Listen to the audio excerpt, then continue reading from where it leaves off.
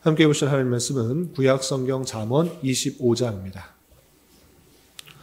11월 25일 잠언 25장을 읽는데 25장은 28절까지 조금 길게 되어 있지만 처음부터 끝까지 말씀을 함께 봉독하겠습니다.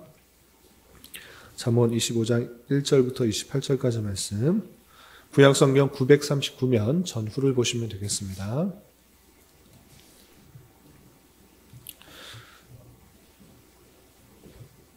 1절부터 함께 봉독합니다. 이것도 솔로몬의 잠언이요 유다왕 히스기야의 신하들이 편집한 것이니라. 이를 숨기는 것은 하나님의 영화요 이를 살피는 것은 왕의 영화니라.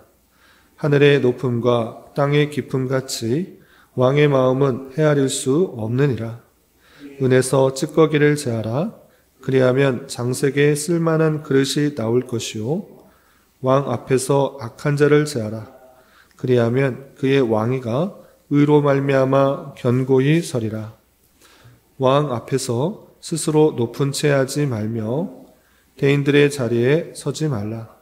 이는 사람이 내게 이리로 올라오라고 말하는 것이 내 눈에 보이는 귀인 앞에서 저리로 내려가라고 말하는 것보다 나음이니라. 너는 서둘러 나가서 다투지 말라. 마침내 내가 이웃에게서 욕을 보게 될 때에 내가 어찌할 줄을 알지 못할까 두려우니라. 너는 이웃과 다투거든 변론만 하고 남의 은밀한 일은 누설하지 말라. 드는 자가 너를 꾸짖을 터이요 또 내게 대한 악평이 내게서 떠나지 아니할까 두려우니라. 경우에 합당한 말은 아로새긴 은쟁반의 금사관이라. 슬기로운 자의 책망은 청종하는 귀의 금고리와 정금 장식이니라.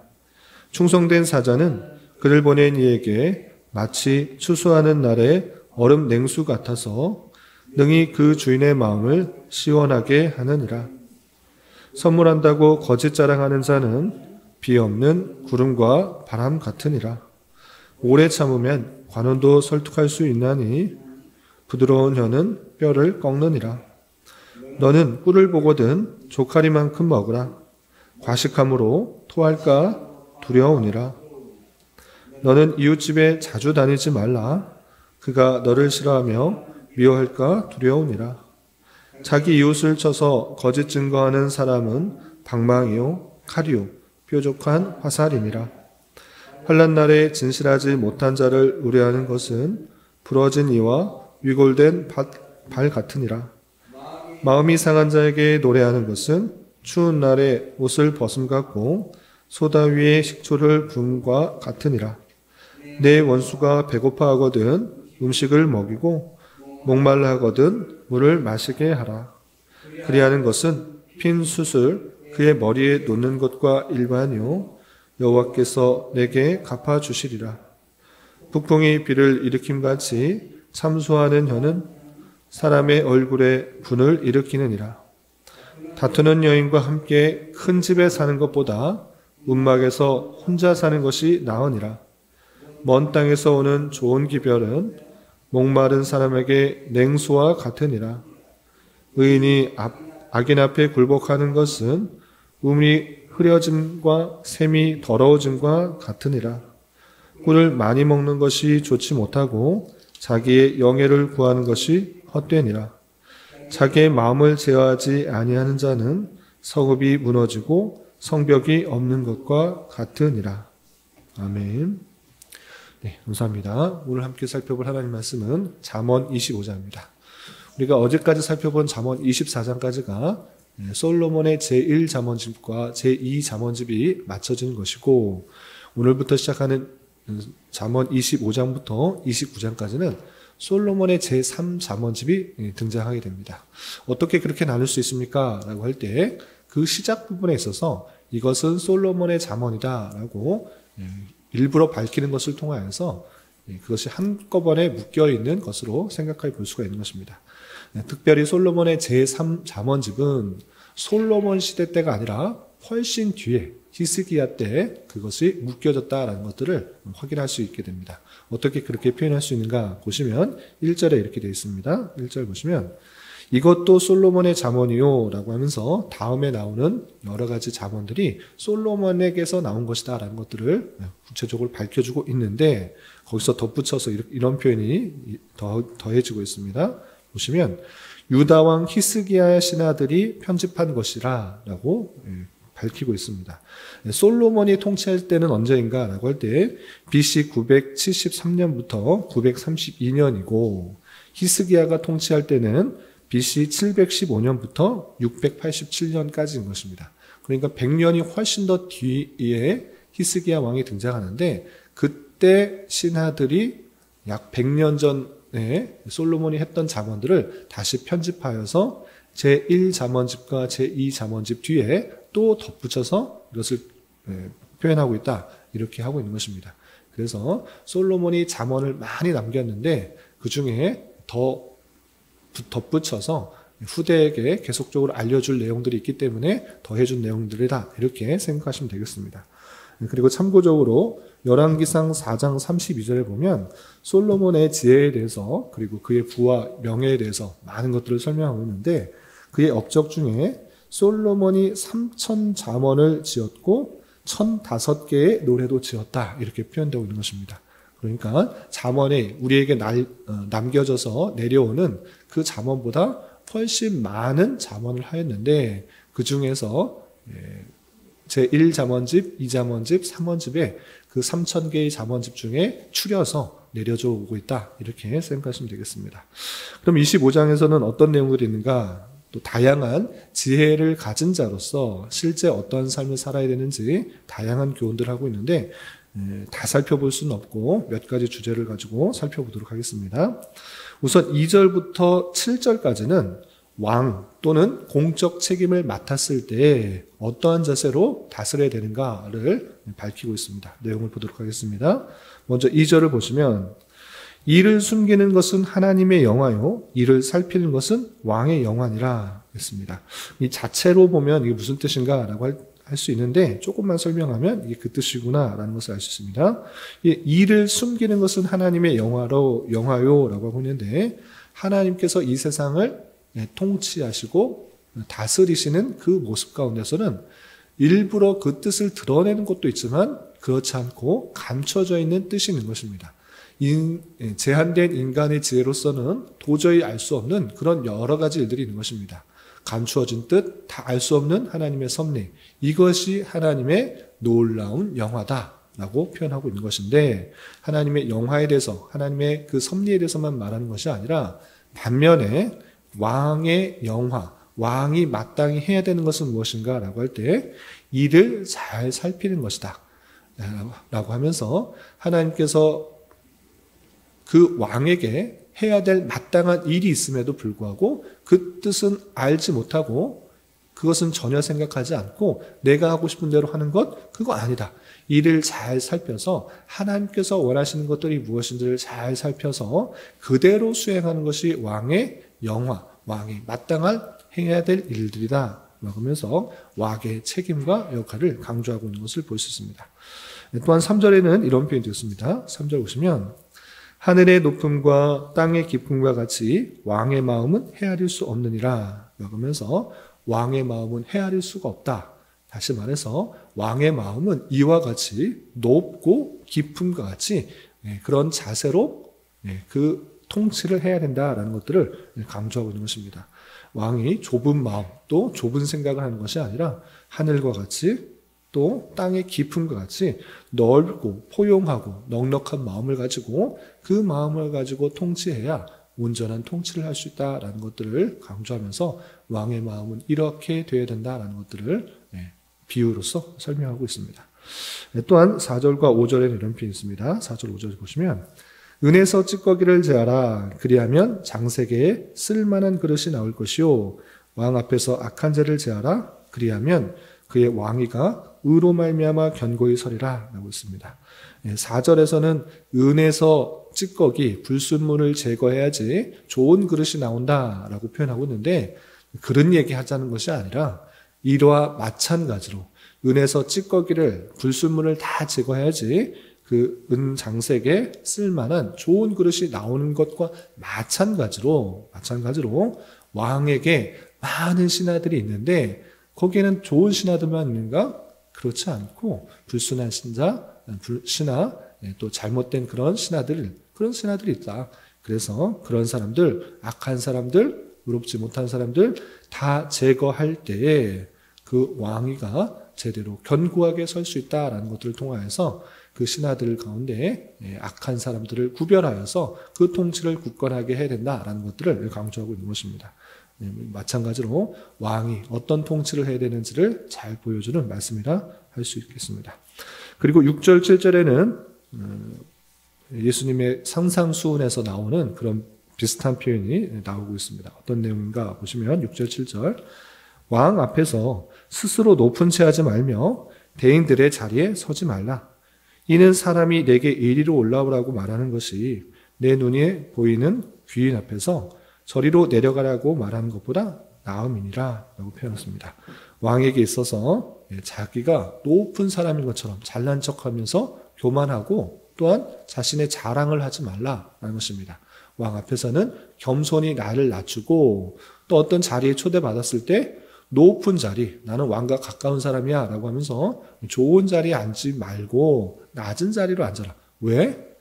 너보다 더 귀한 사람들이 와서 넌 좀 내려가라. 말석으로 가라. 저쪽으로 가라. 이렇게 하면 얼마나 부끄럽냐. 차라리 말석에서 낮은 자리에 있을 때 이리로 가까이 오라 라고 하는 것이 더 귀한 줄 알아.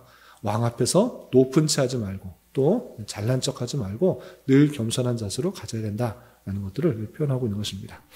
이렇게 특별히 25장 앞부분에 있어서는 왕으로서 또는 공적 책임을 맡은 자로서 높은 관직에 있는 자리로서 하나님께서 원하시는 것들이 무엇인지를 더욱더 잘 파악하고 그 뜻대로 온전히 통치를 잘 감당할 것인데 또 악한 것, 또 주변 사람들을 잘 분별해서 악한 사람들을 제거하고 또 없애고 특별히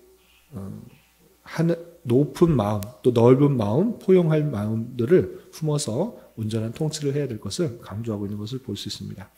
이것은 왕에게 높은 공직에 있는 사람들이 마땅히 가져야 될 태도일 뿐만 아니라 우리 또한 크고 작은 자리에서 다스리는 역할을 할 때 이런 마음의 자세로 같이 행동하고 또 순종하는 모습들이 필요하다 할 수 있겠습니다.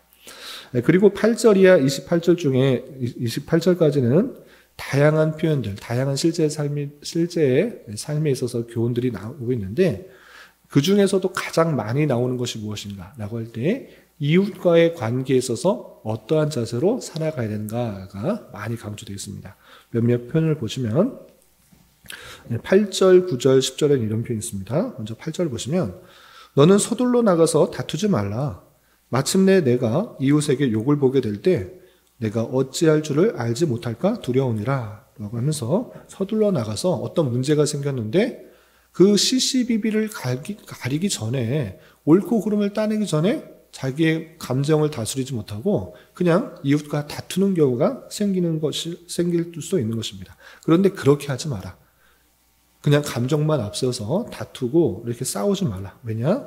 내가 이웃에게 욕을 보게 될 때 내가 어찌할 줄을 알지 못할까 두려워한다. 그 이웃이 그 다툼으로 말미암아 또는 그 더 잘못된 것으로 말미암아 오히려 더 안 좋은 상황에 되게 되면 네가 그 행동에 대해서 책임지도 못하게 된다라고 하면서 어떤 일에 대해서 함부로 자신의 감정들을 드러내어서 다투게 되고 또 싸우게 될 때 오히려 더 나중에는 부끄러움을 당하게 되는 줄 알아 삼가 이웃에 대해서 조심히 행동해야 될 것을 표현하고 있는 것을 볼 수 있습니다. 비슷한 표현으로 9절에 이렇게 되어 있습니다. 9절 보시면 너는 이웃과 다투거든 변론만 하고 남의 은밀한 일은 누설하지 말라 했습니다. 어떤 일들이 생겨서 문제가 생겨서 시시비비를 갈리는데 다투지도 말고 함부로 이렇게 싸우거나 이렇게 할 때 다투지도 말고 변론만 해라. 그 일에 그 시시비비만 가리는 것을 해야 되지 그것 외에 어떤 일들이 있습니까? 내가 내 의견을 더욱더 설득하기 위해서 어떻게 하는가? 상대방의 은밀한 일을 누설하는 거야. 너 예전에도 그랬잖아. 너는 원래 그런 사람이잖아. 너 알지 못한 그 잘못한 일 그렇게 또 했었잖아. 라고 말하면서 그 사건 외에 다른 일까지 다 누설하면서 자기의 의견을 피력하고 내 말이 옳다라는 것을 증거하기도 한다는 것입니다. 그런데 그렇게 하지 마라. 그 사건에 있어서 시시비비 그 변론만 담당해야지 그것 외에 상대방의 이웃의 은밀한 일을 누설하게 되면 어떻게 되는가? 10절 듣는 자가 너를 꾸짖을 것이요 또 내게 대한 악평이 내게서 떠나지 아니할까 두려우니라 라고 하면서 어떤 일들의 이웃과의 관계에서 시시비비를 가리려다가 감정이 너무 격해져서 다툼이 생기고 또는 그 사람의 비밀한, 은밀한, 잘못된 일까지 더 끄집어내서 그 사람을 악평하게 되면 더 옳지 않은 일들을 당하게 되는 줄 알아. 악평이 끊이지 않고 내가 더 잘못한 것들이 드러나는 줄 알아.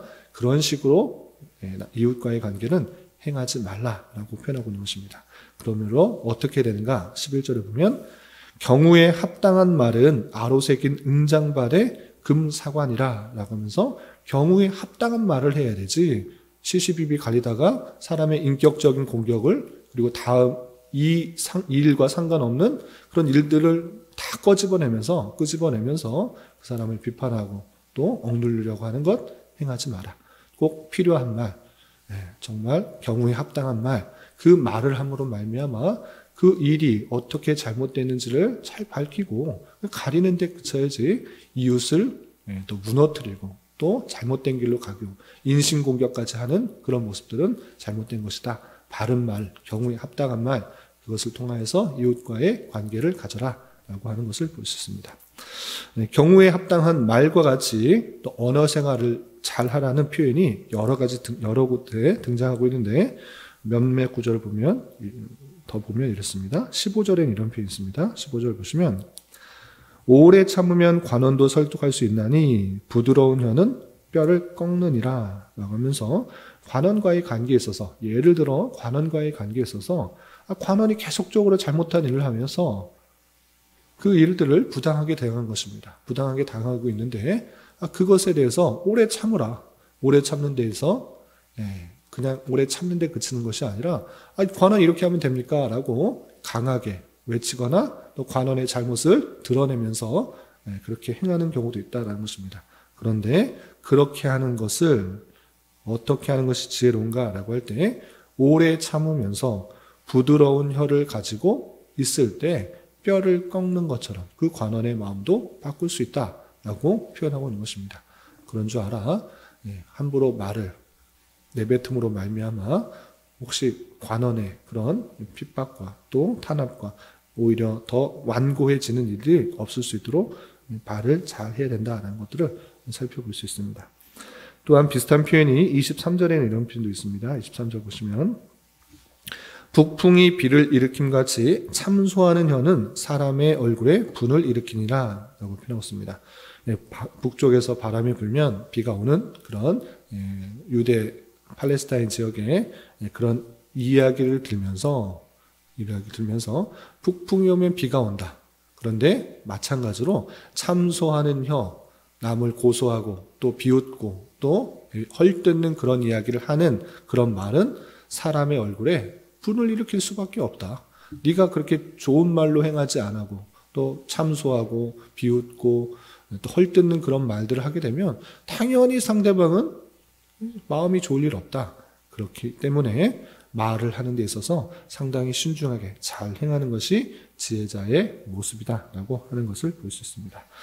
뿐만 아니라 이웃과의 관계에 있어서 또 여러 가지 표현들이 있는데요. 20절에 이런 표현이 있습니다. 20절 보시면 마음이 상한 자에게 노래하는 것은 추운 날에 옷을 벗음과 같고 소다 위에 식초를 부은 것 같으니라 라고 표현했습니다. 마음이 상한 사람들이 주변에 있고 이웃에 생기게 되는 것입니다. 그런데 그렇게 마음이 상한 가운데 있을 때 그 사람은 어떻게 되는지 모르고 나는 기쁘고 즐겁다. 노래하는 일이 있으면 즐겁다라고 증거하는 그런 일들이 있으면 그것은 그 사람의 마음을 더 열이 나게 하고 화가 나게 하는 것이다. 참을 수 없게 하는 것이다. 그 상황을 버워가면서 그 사람에게 필요한 것들을 적절하게 주어줄 줄 알아야지 마음이 상했는데 나는 기쁘다고 노래하고 즐겁고 나만 잘 살면 되지 라고 행하는 것은 상대방에게 오히려 더 화를 부추기고 또 마음이 더욱더 상하게 되는 줄 알아 그렇게 행하지 말아야 된다라고 강조하고 있습니다. 또한 20절과 21절과 22절에는 이런 표현이 있습니다. 21절, 22절 연결되는 말씀인데 내 원수가 배고파하거든 음식을 먹이고 목말라 하거든 물을 마시게 하라. 원수가입니다. 친한 친구가 또는 이웃이 아니라 원수가 배고파할 때 잘됐다. 저거 나를 괴롭히더니 저렇게 하나님의 심판을 받았구나. 이런 식으로 생각하면서 즐거워하거나 또는 기뻐하지 말고 배고파할 때 그 원수에 대해서 음식을 먹여라. 목말라 할 때 물을 먹여라. 원수에게도 사랑을 베푸는 것, 그것이 성경의 내용이고 하나님의 사랑의 모습인 것입니다. 어떻게 그럴 수 있습니까? 나에게 그렇게 피해를 주고 나를 그렇게 상하게 했는데 어떻게 그렇게 할 수 있습니까? 라고 말하지만 22절에는 그렇게 하는 것이 이런 의미가 있다라고 이렇게 설명을 해주고 있습니다. 22절 보시면 그리하는 것은 원수가 배고플 때 음식 먹이고 목마를 때 물 마시게 하는 것은 핀 숯을 그의 머리에 놓는 것과 일반이요 여호와께서 내게 갚아주시리라 라고 표현하고 있습니다. 그렇게 원수에게 사랑을 베푸는 것은 핀 숯을 머리에 두는 것, 이것은 상대방을 용서하는 표시인 것입니다. 그리스도의 사랑은 나를 사랑해 주었기 때문에 사랑해 주는 것이 아니라 예수님께서 우리에게 사랑을 주셨듯이 아직 죄인 되었을 때, 아직 원수 같은 그 모습 가운데 있을 때 무조건적인 용서를 베푸는 것입니다. 마찬가지로 우리에게 원수 같은 일들을 행했음에도 불구하고 그 머리에 숯을 놓으면서 내가 다 용서했다. 내 그 모든 것들을 너에게 원한으로 갚지 않겠다. 다 용서했다라는 표시로 더 선대하는 것, 그것이 마땅한 자세이고 그렇게 하는 것이 그를 용서하는 올바른 태도이고 그렇게 할 때 어떻게 하는 것인가? 여호와께서 내게 갚아주시리라. 내가 꼭 그 원수를 갚는 것을 이에는 이, 눈에는 눈, 그렇게 복수를 하는 것을 통해서 갚아주는 것이 아니라 용서하는 것을 통해서 하나님께서 더 큰 은혜로, 더 큰 보상으로 갚아주실 것이다. 그것이 여호와를 인정하고 여호와의 주권을 고백하는 자의 온전한 모습이다. 이렇게 표현하고 있는 것을 볼 수 있습니다. 주님께서 우리에게 보이셨듯이 원수를 사랑하는 것, 그것이 우리에게 마땅한 자세고 쉬운 일은 아니고 또 즐겨 되는 일은 아닙니다. 그럼에도 불구하고 하나님의 주권을 믿는 자, 또 하나님께서 적절한 것으로 갚아주실 것이라는 믿음을 가진 자가 마땅히 행해야 될 그 표현으로 교훈하고 있는 것을 볼 수 있습니다. 이렇게 원수까지도 사랑하는 모습, 그 이웃 가운데 있어서 미혼자를 또 갚아주는 것이 아니라 보복하는 것이 아니라 사랑할 수 있는 마음들을 가져야 된다라는 교훈도 살펴볼 수 있습니다. 또한 이웃에 대한 표현이 몇 개 더 있는데요. 17절, 18절에는 이런 표현이 있습니다. 17절, 18절. 먼저 17절 보시면 너는 이웃집에 자주 다니지 말라. 그가 너를 싫어하며 미워할까 두려워하니라. 이웃관계에 있어서 친하다고 가까이 가는 것 오히려 상대방의 입장을 고려하지 않고 내 생각만을 가지고 이웃을 대할 때 오히려 가까이 가는 것으로 말미암아 미워하게 되는 일도 있다. 그러니 이웃을 친하게 대하고 또 원수까지 사랑하는 마음들이 있어야 되는 것은 맞지만 그 상대방의 입장이 어떠한지를 먼저 생각하고 고려하여서 행동하는 것이 옳다라는 것들을 교훈한 것을 볼 수 있습니다.